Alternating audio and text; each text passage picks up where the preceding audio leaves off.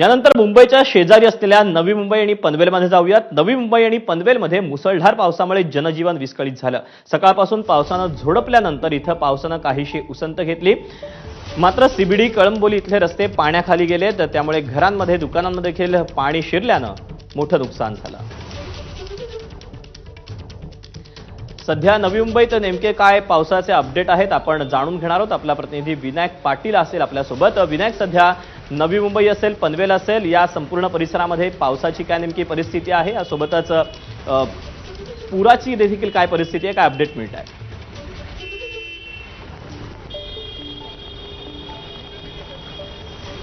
तो आपण जर पाहिलं नवी मुंबई पनवेलमध्ये आहे ते सकाळपासून पावसाने जोरदार बॅटिंग केली होती।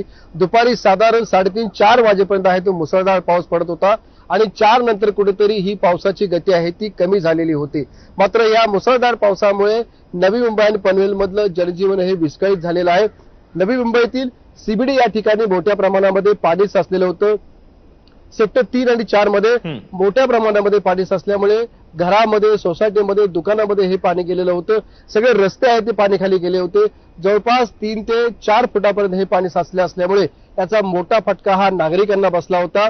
महानगरपालिकेने योग्यरित्या पंप हाऊस सुरू न ठेवल्यामुळे आणि या ठिकाणची नाली सफाई योग्यरित्या न केल्यामुळे आहे ते सीबीडीतील लोकांना नाहक त्रासाला सामोरं जावं लागलं होतं। दुसरीकडे पनवेलमध्ये जर आपण पाहिलं, कळंबोलीमधील सर्व रस्ते हे पाणीखाली गेले होते। महानगरपालिकेने, पनवेल महानगरपालिकेने ते रस्त्यांची कामं काढली होती, ती योग्य वेळेत न झाल्यामुळे सर्व रस्त्यांवरती हे सामान पडून राहिल्यामुळे याचा फटका हा पाणी निचरा न होण्यासाठी झाला। म्हणून कळंबोलीतले सुद्धा या ठिकाणी रस्त्यावरती मोठ्या प्रमाणामध्ये पाणी या ठिकाणी दिसून आलं। आपण जर दुसरीकडे रस्त्याबरोबर जर आपण पाहिलं तर हार्बर रेल्वेला सुद्धा याचा फटका बसला होता। हार्बर रेल्वे उशिराने धावत होती, तर पनवेल असेल, खांदेश्वर असेल या रेल्वे स्थानकातल्या सबवेमध्ये आहे ते संपूर्णपणे पाणी साचलं होतं। त्यामुळे हे सबवे लोकांना जाण्यासाठी बंद करण्यात आले होते। काही सबवेमधून 2-3 फुटामधून आहे ते लोकांना आपल्या पाण्यामधून वाट काढावी लागत होती। त्यामुळे आज पडलेल्या मुसळधार पावसामुळे लोकांना याचा चांगलाच त्रासाला सामोरं जावं लागलं होतं।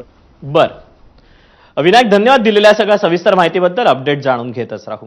आणि यानंतर आपण रायगडमध्ये जाणार आहोत। रायगडमध्ये सध्या पावसाची काय नेमकी परिस्थिती आहे सांगतोय आमचा प्रतिनिधी, पाहूया।